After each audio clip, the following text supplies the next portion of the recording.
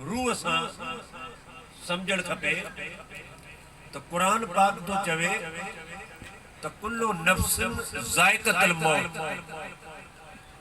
हर नफ्स के मौत जो ज़ाइक़ो चखणो आहे। असां तव्हां में ॿ शयूं आहिनि, हिकिड़ो आहे रूह, ॿियो आहे नफ्स। हिकिड़ो आहे रूह ऐं ॿियो आहे नफ्स। रूह इन मुल्क में ही जिस्म, ही बॉडी, ही बदन, ही अवां जो मुल्क आहे। अवां जो जेको जिस्म आहे अवां जो मुल्क आहे, ही मुंहिंजो मुल्क आहे, जंहिंजो बदन आहे उहो उन जो मुल्क आहे। इन में ॿ हुक्मरान रहनि था, जीअं वज़ीर आज़म ऐं सदर। हाणे इन पंहिंजे मुल्क में बि ॿ हुक्मरान आहिनि, हिकु वज़ीर आज़म ऐं सदर। सदर जेको आहे हिते बि ॾिसो त अलॻि अलॻि नज़रिया बि उन्हनि जा अलॻि अलॻि आहिनि। इहो ई मिसाल सम्झो, मां नालो न वठां, नालो वठिणो पवंदो त हीअ ॾाढा पाक रूह आहिनि, वरी नई सी मूंखे वुज़ू करणो पवंदो। इन जे करे उन जा नाला नथा वठजनि। सिर्फ़ु सम्झो त हिते बि ॾिसो त अलॻि अलॻि आहिनि ऐं नज़रिया बि अलॻि, ख़्याल बि अलॻि। त हिन असांजे अवां जे जिस्म में ॿ शयूं आहिनि, हिकिड़ो नफ्स ऐं हिकिड़ो रूह। हाणे रूह जो रुख पंहिंजो आहे ऐं नफ्स जो इरादो पंहिंजो आहे। हुक्मरानी बि संभालनि पिया। हिकिड़ो चए थो त जेको कोरोना में सुतो आहे इहो वञे त मां पंहिंजे भाउ खे सदर बनायां। जेको कोरोना वारो थो चए त इहो मरे त मां पंहिंजे खे आणियां। अहिड़े तरीक़े सां हिननि जा बि पाण में ॾे वठूं आहिनि, मुक़ाबिला आहिनि।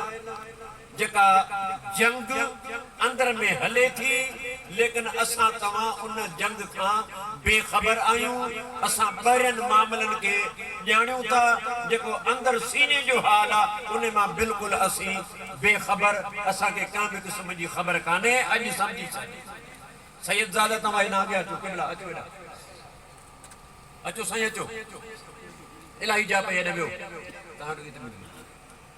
बाबा साईं। हिकिड़ो रूह, हिकिड़ो नफ्स। नफ्स इंसान खे गुनहगार कराईंदो आहे, मुजरिम कराईंदो आहे, ज़ानी कराईंदो आहे, बदफेल कंदो आहे। हर ऐब जेके आहिनि उन नफ्स में आहिनि। हुज़ूर अलैहिस्सलाम था फरमाइनि त शैतान ज़रूर अवां जो दुश्मन आहे, पर इन दुश्मन खां वधीक दुश्मन अवां जो नफ्स आहे। नंढा हूंदासीं साईं क़िबला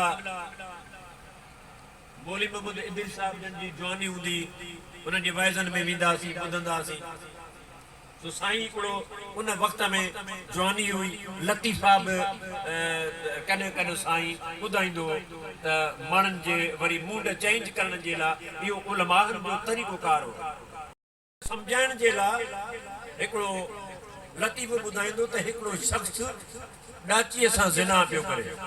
माना नफ्स शैतान खां कीअं वधीक ख़तरनाक आहे, ॿुधी छॾो। ॾाची सां ज़िना पियो करे, ॾाका ॿधी ऐं ज़िना पियो करे, त शैतान माण्हू जो रूप वठी ऐं खंकार करे ऐं गुज़रियो, ॼण बेख़बरी में को माण्हू गुज़री रहियो आहे। त साम्हूं ॾिठई, उन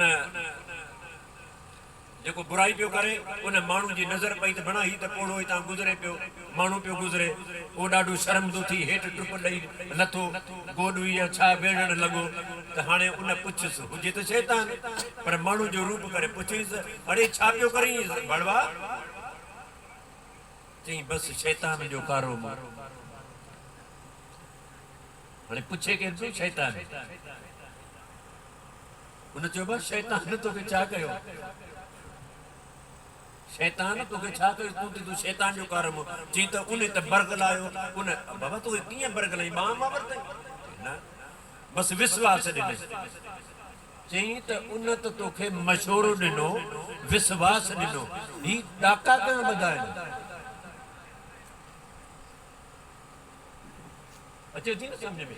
ही ॾाका कयां ॿधाइनि, ॾाका ॿधाइनि नफ़्स